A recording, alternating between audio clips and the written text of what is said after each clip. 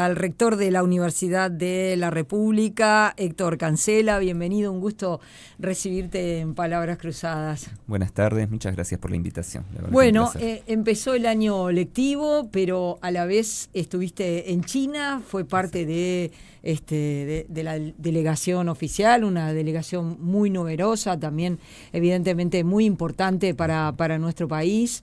Nos decías ahora fuera del aire que fue tu primera vez en China. Una cosa es tener cuentos, como dice uno, y otra cosa es verlo en vivo y en directo. ¿Cómo fue esa experiencia? ¿Cómo fue para vos? No, realmente fue muy interesante, efectivamente, como comentabas. Teníamos muchas referencias, la universidad hace rato que viene cooperando, varias compañeras y compañeros han estado, pero no es lo mismo vivirlo de primera mano. Uno ve realmente un país que ha progresado muchísimo y con una capacidad de planificación que bueno, siempre nos sorprende, porque a nosotros nos cuesta la planificación de largo plazo, y bueno, también con una capacidad de concentrar recursos en distintas iniciativas muy importante, ¿no? Es decir, esa posibilidad de decir, bueno, acá no había nada hace 20 años y hoy tenemos lo que fuera, una incubadora enorme, una universidad, un desarrollo edilicio, con un nivel tecnológico en todos los casos muy alto y bueno, y con planes de futuro también, ¿no? Uh-huh. Impacta mucho, digo, ahora que obviamente estuvo la delegación encabezada por el presidente y con todos ustedes, de ver algunos números de China, porque uno puede tener una visión, por supuesto, de acá, una mirada más occidental, muy crítica de muchas cosas de China, de su sistema político, todo, pero hay cosas que bueno, que realmente impactan. Un país que que tiene tanta gente y que saca tanta gente de la pobreza en tan poco tiempo, que tenía un número de universitarios, y hoy es impresionante la cantidad de gente que merece por lo menos que lo estudies. Exacto. Sí, nadie está diciendo que copiemos o no un sistema, pero efectivamente hay que ver las cosas positivas, ¿no? Y tratar de aprender, de entender qué fenómenos se están dando allí. Uh-huh. Todo eso al mismo tiempo también cuidando su propia cultura, ¿verdad? Porque es un país que abraza ciertas modernidades, pero al mismo tiempo cuida también tradiciones. Entonces, bueno, hay, digamos, una cultura muy propia, donde lo tecnológico está por todos lados, pero también la referencia a esa tradición. Uh-huh. Y respecto a la presencia, ¿no? de la delegación de ustedes, me consta que brindaste una conferencia. ¿Dónde fue que diste esa conferencia y cuáles fueron los ejes que vos dijiste, bueno, ¿qué les digo? Sí, realmente fue una conferencia bien técnica con colegas de mi área de trabajo. La di en la Academia de Ciencias China, en particular en el área de matemática y ciencias de la decisión de la Academia China de Ciencias. Y bueno, el tema del que hablamos fue un proyecto que hemos llevado adelante aquí en Uruguay con colegas, estudiantes y egresados de ingeniería, que es una herramienta para ayudar a la distribución de viviendas en cooperativas. Es decir, que es algo que venimos haciendo ya hace algunos años. Y bueno, les llamó la atención, les resultó novedosa esa aplicación. Bueno, realmente fue, como les digo, fue una conferencia más como investigador que como rector, la que di allí. Si bien igual presenté brevemente a la universidad también, bueno, distintas iniciativas. Uh-huh. Es interesante, ¿no? Porque de pronto uno piensa, va una delegación de Uruguay y enseguida, vamos a ser sinceros, hay como una tentación enseguida a pensar ¿qué me dan? ¿Qué me pueden dar? ¿No? Digo, hay como una cosa ahí, ¿no? Digo, una cierta tentación. Y no sé si es así como uno tiene que vincularse, ¿no? No, justamente no. A ver, en este caso es bien claro. Me invitaron a contar lo que hacemos acá y me hicieron preguntas para aprender y para ver qué podrían aplicar.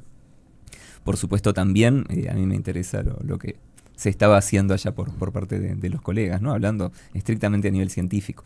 Pero hablando a nivel general, digamos, tanto como universidad como país, creo que es importante tener en cuenta que somos dos países, parte del sur global, como se dice ahora, global, generalmente, dos países que buscan mejorar la calidad de vida de sus poblaciones. A mí me parece siempre muy interesante destacar que el PBI por persona de Uruguay es casi el doble del de China. Es decir, que por persona somos casi el doble de ricos que China. No se nota, uno lo ve allá y dice, ah, caramba.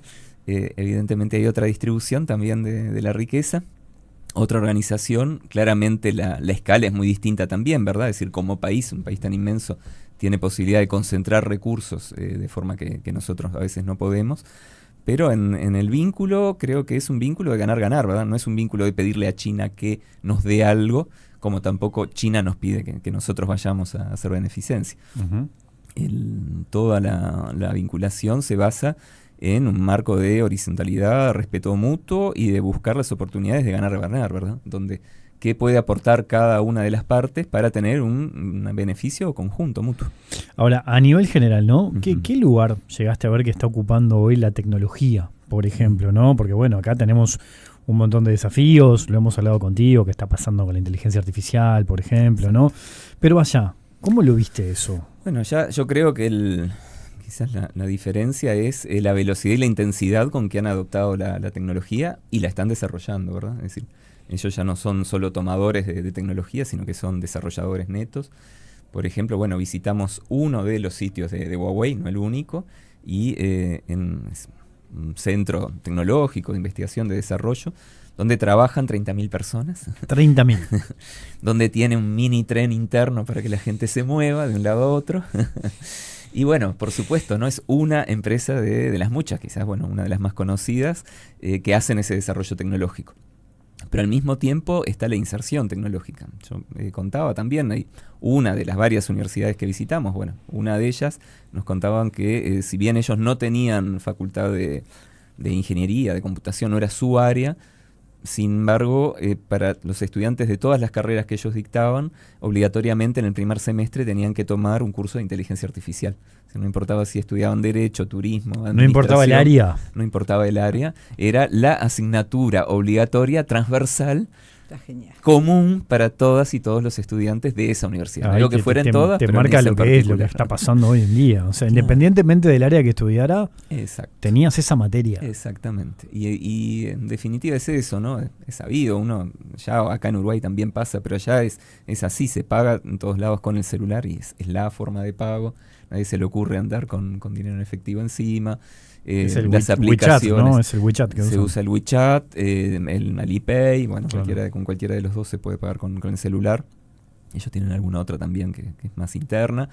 En general, en todos lados está la información, los edificios están todos llenos de tecnología por todas partes, la planificación urbana, es decir, en todos los aspectos ellos han tomado la tecnología como una herramienta, digamos, de desarrollo, de potenciación de las actividades. Por supuesto, tienen, digamos, muy adelantado todo lo que es la recolección de datos, para bien, para mal, ¿no? Es decir, nos contaban el nivel de cuidado, por ejemplo, en el tránsito. Gente que hace una cuadra contramano una bicicleta, bueno, le llega la foto a la casa diciendo: hiciste una cuadra contramano, págame una multa. En bicicleta. En bicicleta. Ni siquiera ya auto, ¿no? Y no, en auto, acompañante sin cinturón, le llega la foto a la casa y dice: usted estuvo en este auto en este momento, no manejando, ¿no? Acompañando. No se puso el cinturón, bueno, por favor, pague una multa. Entonces, bueno, es una presencia fuerte, ¿no? Por eso digo. Pero, bueno, por otro lado, también es cierto que mirándolo del lado de lo que es el impulso, ¿no? A la organización social, lo que es el impulso también a la economía, lo que es el impulso a la formación, el uso de estas herramientas les están dando, digamos, posibilidades de avanzar muy rápido, ¿no? De nuevo, por ejemplo, estuvimos en una incubadora, parque tecnológico de una universidad de Beijing, bueno, creada hace 20 años. Es un modelo que lo comenzó la universidad, el gobierno luego invirtió, luego agregaron los privados. Hoy el gobierno también le dijo a la universidad: usted ya no invierta más, esto es solo público-privado, pero sin universidad. La universidad sigue participando, ¿no? Pero no es parte del capital. Bueno, un modelo exitoso lo replicaron ya en 200 ciudades dentro de China, ¿no? Es decir, tienen una escala y sobre todo una decisión, ¿no? Es decir, una vez que dicen: esto funcionó, lo repito, lo replico, lo extiendo. Entonces, bueno, en esas cosas realmente uno ve un músculo, una capacidad, digamos, de decisión y de cambio que es muy rápido. Y en cuanto a los acuerdos, porque por lo que tengo entendido, no son obviamente que no son estos los primeros intercambios que la universidad tiene con China, pero el hecho de ir, de firmar acuerdos, de intercambiar becas para que también estudiantes chinos vengan a nuestro país y que nosotros podamos enviar estudiantes allá, es un intercambio realmente muy rico. Sí, es muy significativo. La universidad hace años ya que viene trabajando. Bueno, el Instituto Confucio se firmó con la Universidad de Qingdao, siendo Markarian rector de la universidad, luego siendo Arim rector, se profundizó, por ejemplo, en ese momento se creó un laboratorio conjunto en Bionanofarma, que ahora se está pasando a la categoría de lo que se llama Laboratorio de la Franja y la Ruta.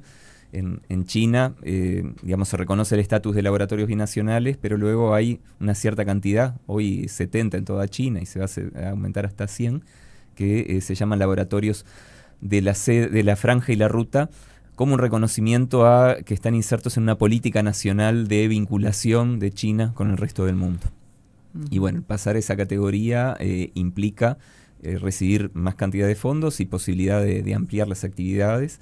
Hoy ese laboratorio conjunto cuenta con 10 personas en Uruguay y prácticamente 40 en China, pero con este convenio que firmamos y si se logra ganar esa postulación, podríamos realmente multiplicarlo y además aumentar el vínculo de ese laboratorio con la posibilidad de pasar una etapa productiva mismo dentro de China. Ahora, más allá de esto, ¿no?, de que hablamos de esta experiencia en China y los acuerdos que se puedan venir, recuerdo haberlo hablado contigo el año pasado cuando se discutía el presupuesto, ¿no?, el presupuesto para la educación y allí los planteos que hacía la Universidad de la República. En este inicio de clases, además, en este marzo, ¿cómo está parada la universidad hoy en día? Y bueno, seguimos con una gran demanda de formación. Estamos ya llegando a 21.650 estudiantes inscritos este año. Son nuevas personas que entran a la universidad, ¿verdad? Acá no estamos contando los que ya estaban inscritos y se inscriben en otra carrera, sino son 21.650 personas nuevas, distribuidas en todo el país. Vemos bastante crecimiento, por ejemplo, en la zona de Maldonado, en el Cure, crecimiento también en la zona noreste. Está toda la zona sur-oeste, ¿verdad?, que es relativamente nueva. El año pasado solo habíamos abierto 2 carreras, ahora tenemos más. Es decir, realmente seguimos viendo eso, que las y los jóvenes optan por la educación, y bueno, y seguimos teniendo limitaciones de recursos sin duda, ¿no? Es decir, el problema de la numerosidad de las carreras que reciben muchos más estudiantes que la cantidad de docentes que realmente pueden atenderlos. ¿En cuáles está pasando eso hoy? Y bueno, seguimos realmente con dificultades en todas las carreras. Seguimos teniendo inscripciones hipernumerosas en ciencias económicas, administración, ¿verdad? Una carrera que tiene mucha inserción laboral y al mismo tiempo una cantidad muy grande de demanda. En las carreras de facultad de Derecho, ¿verdad? Las clásicas, abogacía, notariado, pero también relaciones internacionales, traductorado, son todas carreras que tienen también demanda. Seguimos con inscripciones altas en medicina, si bien quizás este año un poquito más bajas que el año pasado. Seguimos con inscripciones muy altas en psicología, de nuevo, más de 3.000 estudiantes en psicología, 3.200. El año pasado habían sido 3.700, fue un pico histórico. Este año es un poquito menos, pero igual es un número enorme. Y creció nuevamente ingeniería, más de 3.000. Pero bueno, digamos, globalmente, en todas las áreas, ¿verdad? Porque incluso facultades que tienen menos cantidad de inscritos, muchas veces también la cantidad de docentes que hay es relativamente baja, ¿no? Y respecto al egreso de la universidad, ¿cómo está? Bueno, los últimos números que teníamos de estos 2-3 últimos años muestran un relativo estancamiento. La universidad, si miramos en el tiempo, un periodo, de latencia hasta más o menos 2005, 2008, con que el crecimiento era lento. Después, entre 2008 y 2016, más o menos, un crecimiento muy, muy rápido. Creció el egreso mucho más rápido de lo que crecía el ingreso. También fueron años donde hubo una inversión importante del país, ¿verdad? Son años en los que el presupuesto universitario creció prácticamente un 70%. Y bueno, y eso nos permitió de alguna forma acompañar la atención de las y los estudiantes, que digamos, que iban creciendo en número, pero que la universidad iba pudiendo atenderlos de forma razonable. Y ahora tenemos un periodo de 3-4 años, quizás un poco más, 5, donde el número de egresos prácticamente no crece, está con oscilaciones, puede crecer un poco, bajar un poco, pero no logramos que crezca a la misma velocidad que crece el ingreso. Es algo que nos preocupa sin duda, que bueno, se viene trabajando desde varios lados, pero que implica, entendemos, eso, una mayor asignación de recursos para que no pase esto, ¿verdad? Que sigue creciendo el ingreso, pero la capacidad de atención real está estancada. Bueno, justamente me acuerdo que uno de los planteos que realizaba la universidad tenía que ver con las becas, sobre todo a los estudiantes del interior, para que pudieran estudiar. ¿En qué quedó esa situación? ¿Ha mejorado? Sí, ese es uno de los aspectos que el presupuesto quinquenal mejoró significativamente. Eso es bien interesante porque, bueno, prácticamente... si bien no recibimos todo el aumento solicitado, pero recibimos en torno del 50% de ese aumento, lo que va a implicar poder dar una cantidad realmente mucho más grande de becas este año. En este momento los estudiantes junto con las inscripciones empiezan también las postulaciones a las becas, es decir que los números concretos de la cantidad de becas adicionales que se van a dar todavía no lo tenemos cerrado, ¿verdad? Va a depender también del tipo de becas solicitadas, pero creemos que... se va a ver realmente una mejora en ese sentido y bueno, entendemos que eso a su vez también va a implicar una mejora en el egreso de esas y esos estudiantes dentro de 4 años, ¿verdad? Las becas que damos hoy son las que en 4 o 5 años reflejan en gente que va a poder terminar y que hoy sin la beca no podría ser. Recién mencionabas también el tema de los docentes, que faltan docentes sobre todo en algunas carreras, estas carreras que tienen una matrícula muy, muy importante, y esto también lo podría conectar con el tema salarial, ¿no? Con lo poco que ganan los docentes grado 1, por ejemplo. ¿Cómo se puede mejorar eso? Sí, bueno, nosotros tenemos un planteo claro que se hizo en el presupuesto quinquenal y bueno, seguramente se vaya a poner sobre la mesa en las rendiciones de cuenta, que es lograr una convergencia, una equiparación de los salarios universitarios con los salarios del mismo nivel en el resto de la educación pública, ¿no?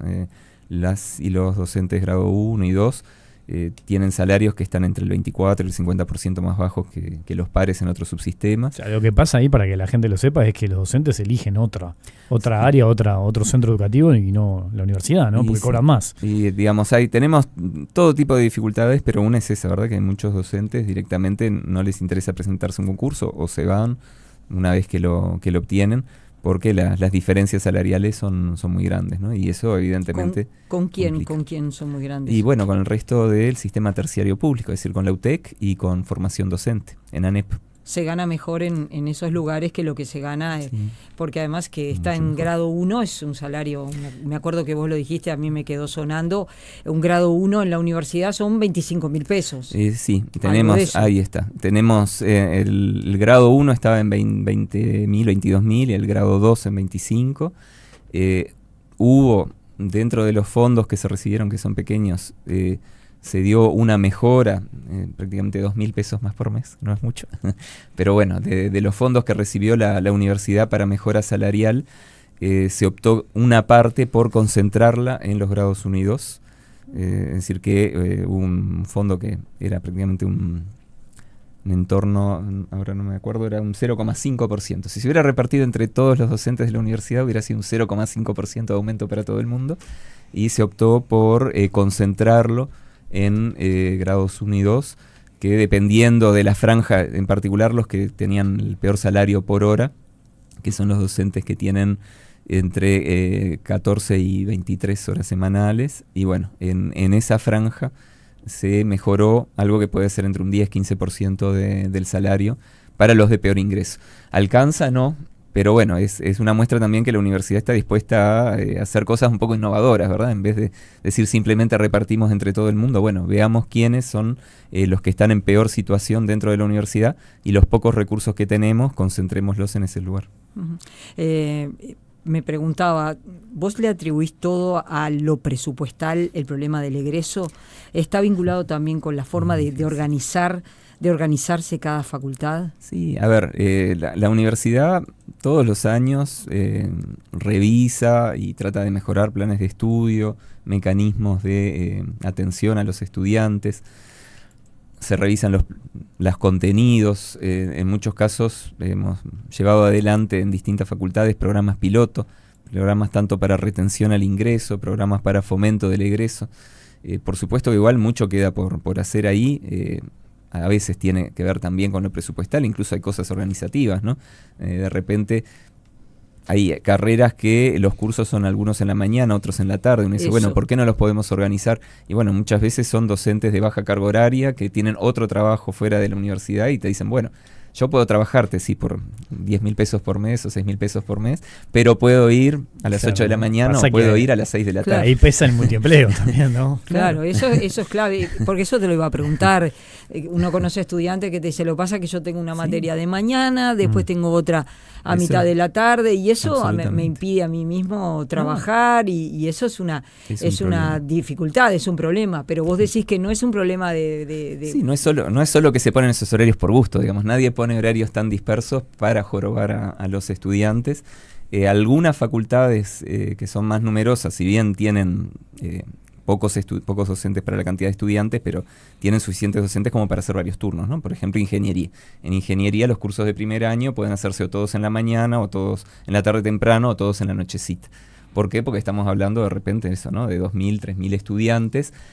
Y los pocos docentes que hay para esos 3.000 estudiantes igual se reparten los turnos para cubrirlos todos. Uh-huh. Pero hay otras carreras que solo hay un docente por asignatura o dos, y lo que decía, muchas veces esos docentes no son full time, ¿no? Son docentes part time, y bueno, o les ponemos la clase en el horario que ellos pueden dar la clase, o no tenemos el docente. Entonces también muchas veces hay dificultades de salones. Eso mismo también, incluso en facultades grandes, muchas veces hay dificultades para tener suficientes salones en el horario más pedido, que suele ser el horario entre las 5 de la tarde y las 9, 10 de la noche. Entonces muchas veces hay asignaturas que, aunque a los estudiantes les interese que se dicten en ese horario, no quedan salones disponibles allí, y bueno, se terminan dictando a las 8 de la mañana, a las 10 de la mañana, en horarios donde, bueno, no hay tanta demanda de clases, hay salones disponibles, si bien eso también complica a los estudiantes. ¿Se concentra en esa franja que mencionabas, de 5 a 9 de la noche? Sí, ese es el horario más pedido en general. No es la mañana como uno podía imaginar, quizás.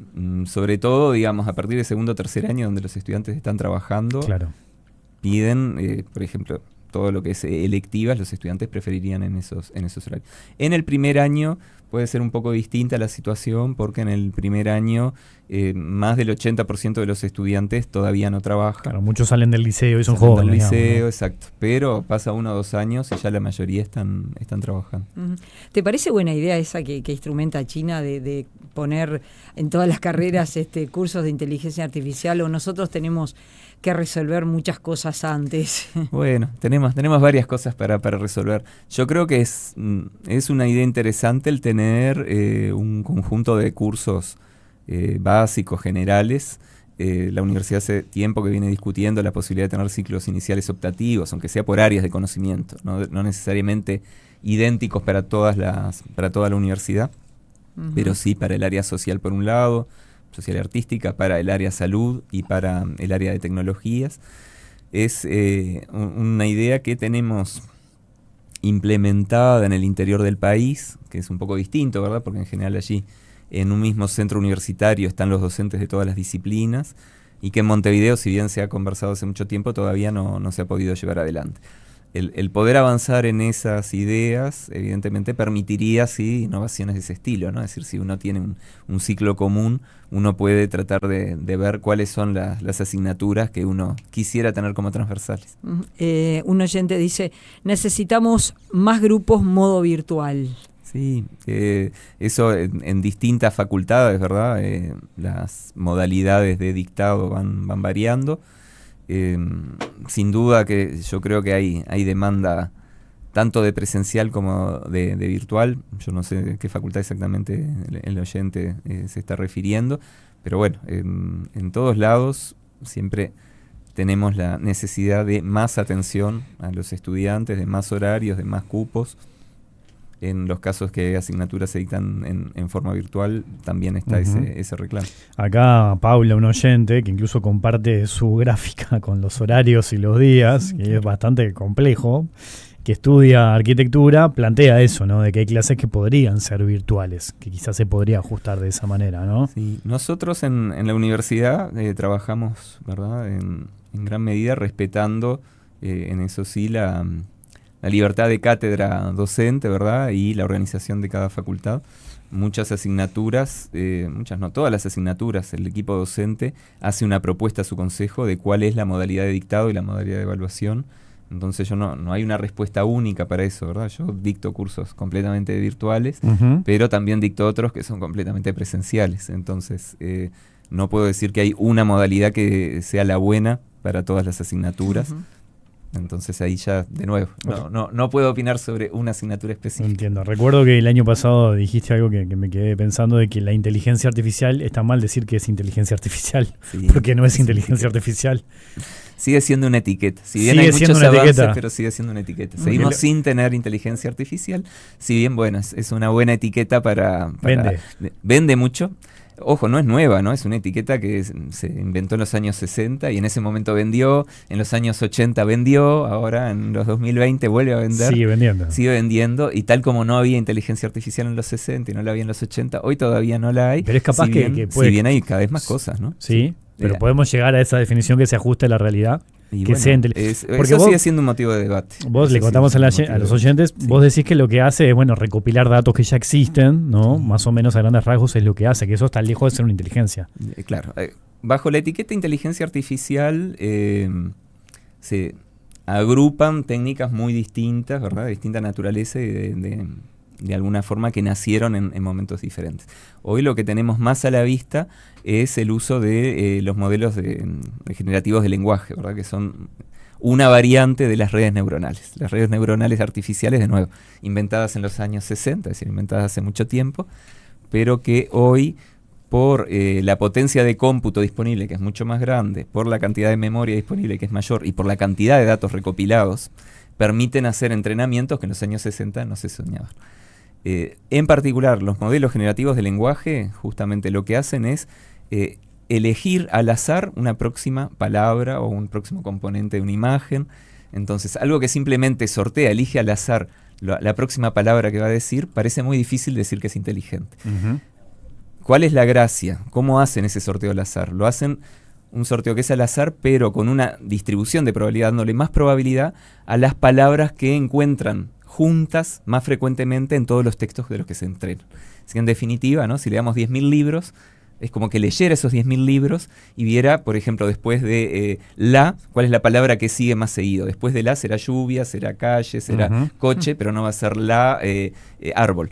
Entonces la inteligencia artificial nunca te va a poner la árbol, te va a poner la calle, la lluvia. Y la lluvia, después de la lluvia cae, o la lluvia... En la visita a China, te vuelvo un momento a China, vi que vos recién mencionabas la empresa que visitaron, pero también visitaron el Instituto de Investigación de Recursos Hídricos y Energía Hidroeléctrica. ¿Y cómo fue esa experiencia en un momento que Uruguay estaba bastante complicado con su recurso hídrico? Sí, firmamos un acuerdo con este instituto, pero no llegamos a visitarlo. Nosotros, como parte de la delegación, ¿verdad?, estuvimos en Beijing y en Shanghái, y en Beijing varias de las universidades con las que firmábamos acuerdos vinieron hacia allí, porque hay una cuestión justamente, ¿no?, como era una delegación oficial con presencia de nuestro presidente, con participación, bueno, ¿no?, del presidente chino, si bien no estuvo en el acto de la firma, las universidades e institutos de investigación chinos se acercaron y tuvimos una ceremonia de firmas en las cuales, bueno, en particular estuvo este instituto. Sin duda ellos, digamos, trabajan estos temas que son esenciales para China. Ellos tienen una tradición muy importante, ¿verdad?, del uso de sus recursos. Han tenido dificultades también, han tenido dificultades con el cambio climático. Es un país que mantiene sus compromisos con la descarbonización y, bueno, ha impulsado su industria, ¿verdad?, toda la industria, por supuesto, del transporte eléctrico, pero la industria en general, a buscar mitigar el cambio climático, porque tienen, como nosotros, problemas de sequía, problemas de demasiada lluvia, ríos que han sido represados para poder generar energía eléctrica, que es parte de lo que este instituto también trabaja, pero que al mismo tiempo ahora están viendo cómo revierten los impactos en la ecología. Entonces, de nuevo, creo que tenemos una diferencia de escala, como siempre, ¿no? Igual son todos temas que Uruguay tiene una tradición también importante y puede aportar.